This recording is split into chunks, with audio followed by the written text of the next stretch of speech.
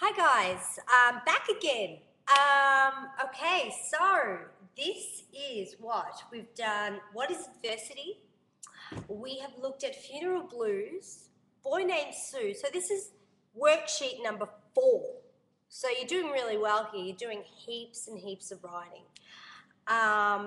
We're still working with the topic adversity. I know you're probably thinking, oh my goodness, I'm getting sick of adversity, but hardship is quite a broad topic.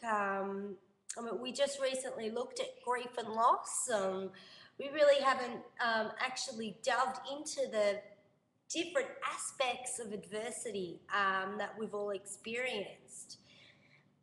So this week we're going to be looking at adversity, and we're going to be thinking about some coping strategies.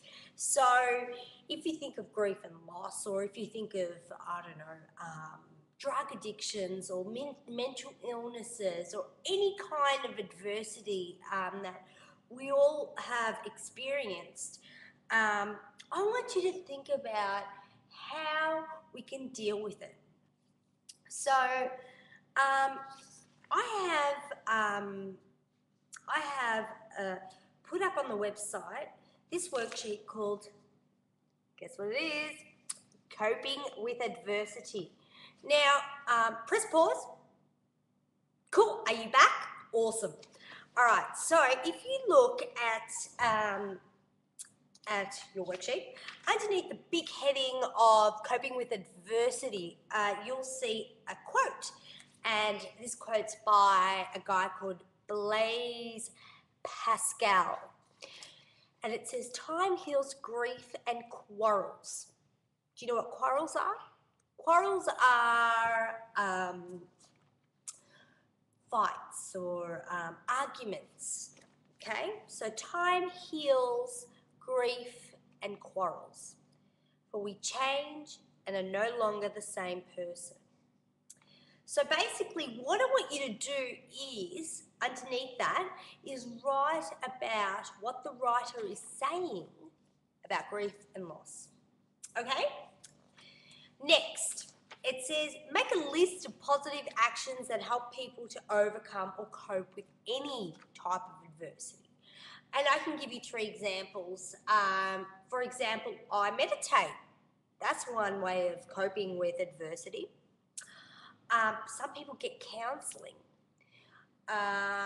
Some people go to rehab. So I want you to think about different ways of coping with adversity. Another way, some people write. Some people like to write in a journal. Some people like to write poetry.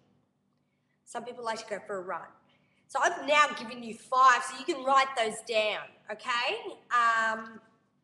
So, yeah, write down any coping strategy that maybe you've used or you know that other people have used to deal with any kind of hardship. Then if you turn the page, you'll see that there's this letter, and it's called Dear Self-Harm. Now, look, I'm just letting you know that this letter is pretty full on. It's about a person who has overcome years of self-harming. So if you don't feel comfortable reading this, that's fine. Stop the video right now and don't read the letter, because it might be a bit too much for you.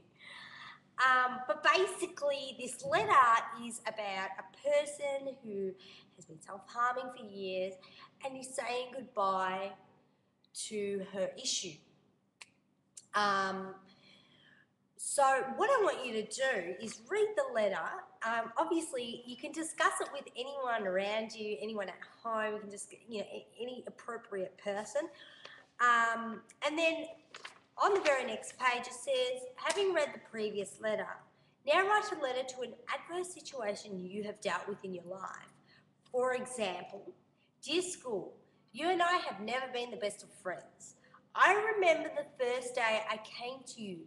There were so many idiots, and all I wanted to do was go home.